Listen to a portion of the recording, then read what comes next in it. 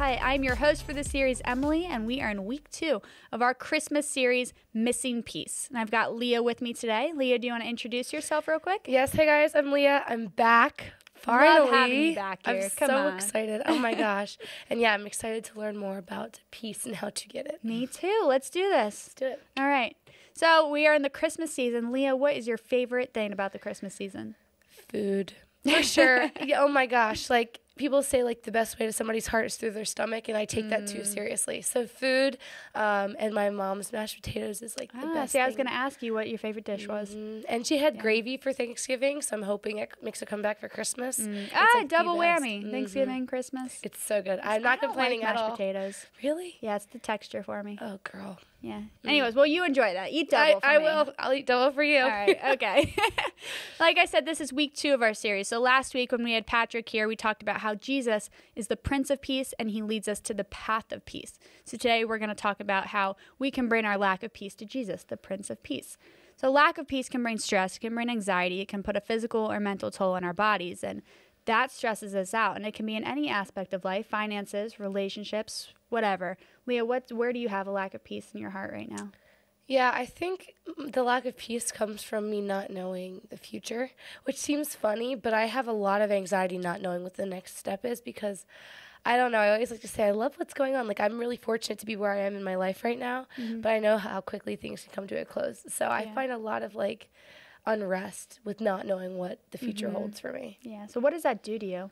It tears me up inside. I guess that sounds horrible, but it's true because it's like I can't control the future, clearly, because I've learned that the hard way. But in a way, like, it completely eats me up and makes me feel like I'm more distant from God and distant from my friends because, like, all I am is, like, worrying about how I'm feeling in the moment. Does that make sense? Like, yeah, absolutely. Like, I'm only worrying about me. So it just completely tears me up, for sure. Well, we're going to fix that for you right now. Good. I need that. So Jesus being the Prince of Peace, leading us to the path of peace, why do we turn our lack of peace over to him? I'm going to tell you why. We'll take a look at the book of Matthew. He says, "Go and tell John what you hear and see. The blind regain their sight, the lame walk, lepers are cleansed, the deaf hear, the dead are raised, and the poor have the good news proclaimed to them. And blessed is the one who takes no offense at me." If Jesus can perform all these miracles, if he can raise people from the dead, if he can be raised from the dead himself, he can lift us out of whatever lack of peace we have. So you discerning the future, he can lift you out of that.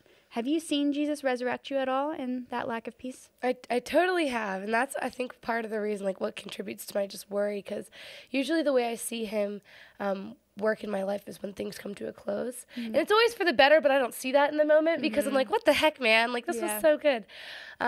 So I've seen it definitely in the past, and again, I'm grateful for where I am right now. So I guess I have to admit it, and got out of plan. Yeah.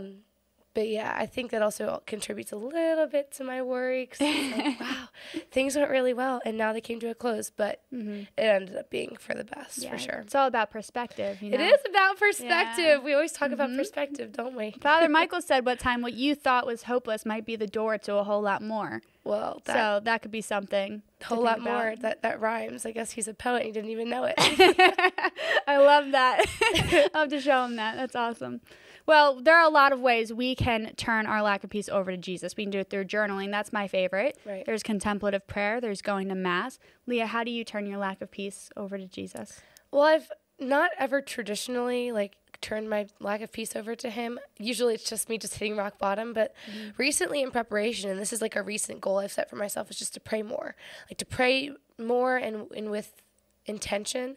And so I'm hoping that kind of sets me up to when things inevitably don't go the way that I want them to. I have, I don't know, more peace in the unrest of the world. Yeah. I don't know, because I don't like when things come to a close. But hopefully, like, with this preparation of prayer, I'll be a little more pray peace-filled. On that perspective, you know? Yes, I will. Yeah. And prayer can go a long way. If it's 2 minutes a day, if it's 10 minutes a day, if it's through Mass, if it's through your journaling, whatever, prayer is always going to have a beneficial aspect to it, right? Yeah. So this was week 2 of Missing Peace. Remember, Jesus is the Prince of Peace that leads us to the path of peace, so we can turn our lack of peace over to Jesus. That's a lot of peace going around That is. right now. I love it. Thank you for joining us today, Leah. Thank you for having me. You have to invite me back. Oh, of course. You know, she's a regular. She's got this down. At this point, yeah. We hope that our conversation here fuels your conversation in small group, and we'll see you next week as we wrap up this series, Missing Peace.